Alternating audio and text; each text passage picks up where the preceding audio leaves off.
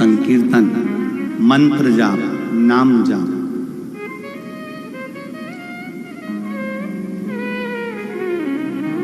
शिवजी से पार्वती जी ने पूछा, ज्ञान और विज्ञान में कोई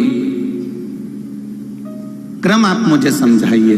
शंकर भगवान पार्वती जी को नंदी पर बिठा कर ले गए सीधे अमरनाथ की गुफा के अंदर, जिस गुफा में शंकर भगवान माता पार्वती जी को अमर तत्व की कथा सुना रहे। अमर तत्व की कथा। शिव जी ने कहा, पार्वती सांप एक है, अब आप भी उसको जरा सरलता से समझना। एक सांप, एक सर्प, सांप,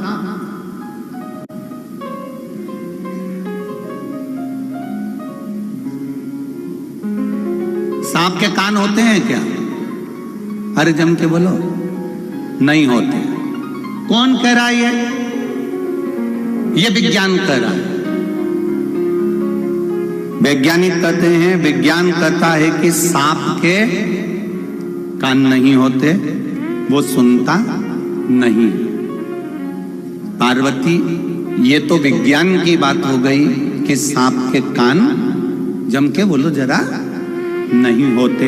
ये विज्ञान कह रहा है कि सांप के कान नहीं होते, वो सुनता नहीं है। अब ज्ञान क्या कहता है? शहनाई जब बजती है, पुंगी जब बजती है, तो सांप, बोलो जम के बोलो, नाचता है कि नहीं नाचता? जब विज्ञान कह रहा है कि कान नहीं होते और ज्ञान कह रहा है कि वो पुंगी की आवाज सुनता है, उस पुंगी की आवाज सुनकर, बंसी की आवाज सुनकर, शहनाई की आवाज सुनकर सांप नाचने लगता है, तो पार्वती खुद चक्कर में पड़ गई। अब मैं विज्ञान की मानूं कि ज्ञान की मानूं? अब परवणी वालों, तुम क्या कह सकते हो अब इस जगह पर? तुम बताओ। पार्वती खुद चक्कर में पड़ी है। विज्ञान कह रहा है कि कान नहीं होते, विज्ञान ने सर्च कर लिया, रिसर्च कर लिया कि सांप कान नहीं होते, सांप कान से सुनता नहीं है। पर ज्ञान कह रहा है कि वो पुंगी बजाएगा, शहनाई बजाएगा और वो सांप लहराना प्रारंभ कर देगा। ये ज्ञान कह रहा है।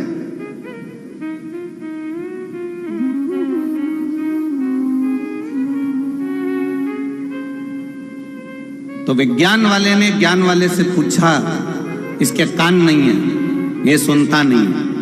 तो ज्ञान वाले ने कहा, इसके कान भले नहीं हो, पर इसके शरीर की जो रोमावली है, वो रोमावली में जब पुंगी की, शहनाई की तरंग छूती है, तो इसको अपने आप आनंद की अनुभूति होकर ये खड़ा हो जाता है और स्नान आदि में तैयार हो जाता है। उसको उसका आनंद में वो डूबने लगा। अब विज्ञान ने माना नहीं, विज्ञान कहता है कि हम नहीं मानते इस चीज के लिए। तो पार्वती जी ने भी शिव जी से कहा कि अब मैं ज्ञान को मानूं कि विज्ञान को मानूं? तो भगवान शंकर ने कहा, विज्ञान बिल्कुल सही कह रहा है कि सांप के कान नहीं होते, पर ज्ञान भी कुछ कम नहीं कह रहा कि शरीर की जितनी जितनी रोमावली है, इससे सांप तरंगों से सुन रहा है।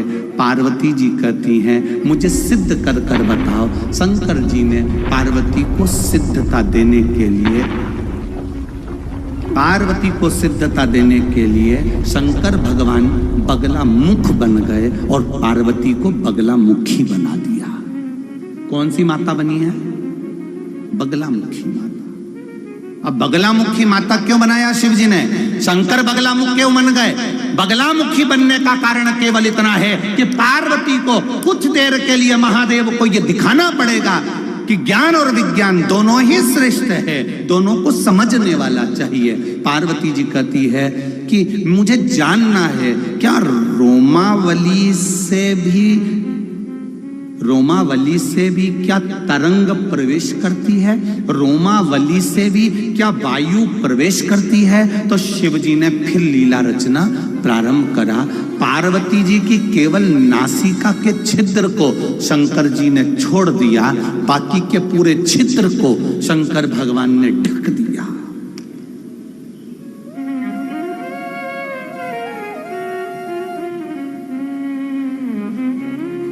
पूरे छिद्र को ढक दिया। शरीर के जितने रोम थे शंकर भगवान ने एक एक रोम को ढक दिया। इतना ढका कि कहीं अंदर वायु थोड़ी सी भी ना जाए। केवल नाक छोड़ी है जिससे पार्वती श्वास ले सकती है, श्वास छोड़ सकती है। अब पार्वती, अब आप लोग तो ये कहोगे कि नाक से ही हम सबसे ज्यादा श्वास लेते हैं, नाक होगी तो ही हम श्वास ले पाएंगे, नासिका होगी तो ही तो काम होगा।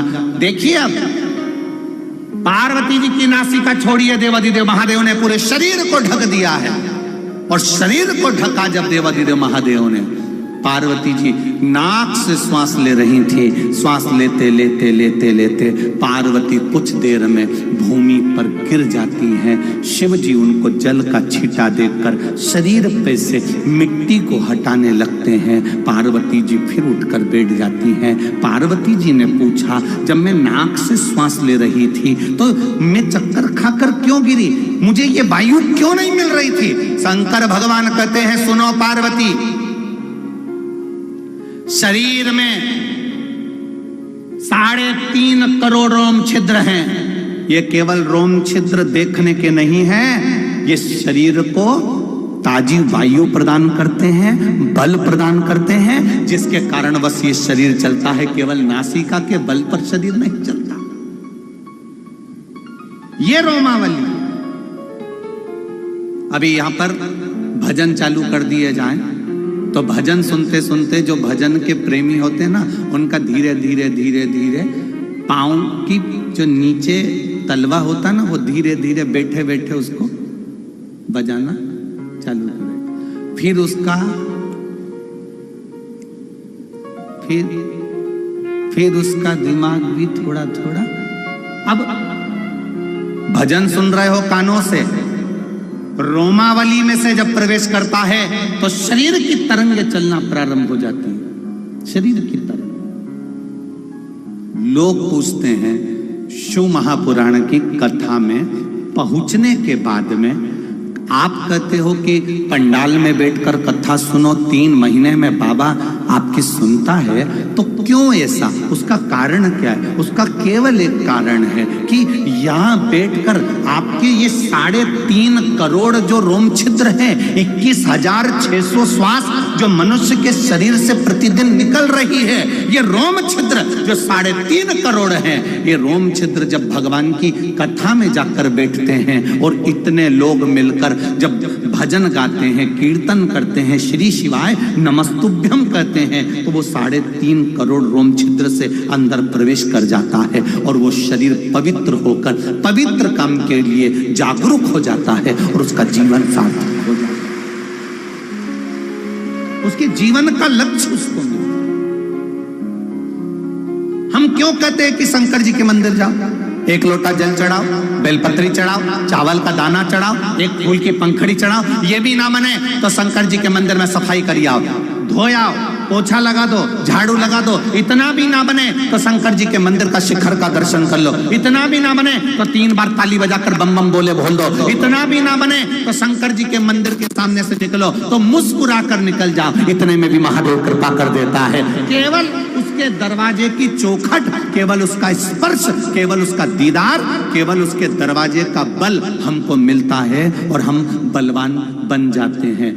अर्जुन, नकुल, सहदेव, भीम, युधिष्ठिर कितने बड़े योद्धा थे, उसके बाद भी भगवान कृष्ण ने पांडवों से कहा था शंकर जी का स्मरण करो, शिव जी की पूजन करो। राम जी कितने बड़े योद्धा थे,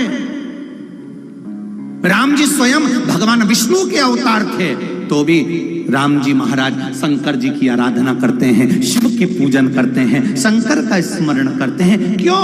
क्योंकि शिव की भक्ति से जो मिल सकता है वो दुनिया में कहीं नहीं मिल सकता, शंकर के सिवा कोई नहीं मिल सकता।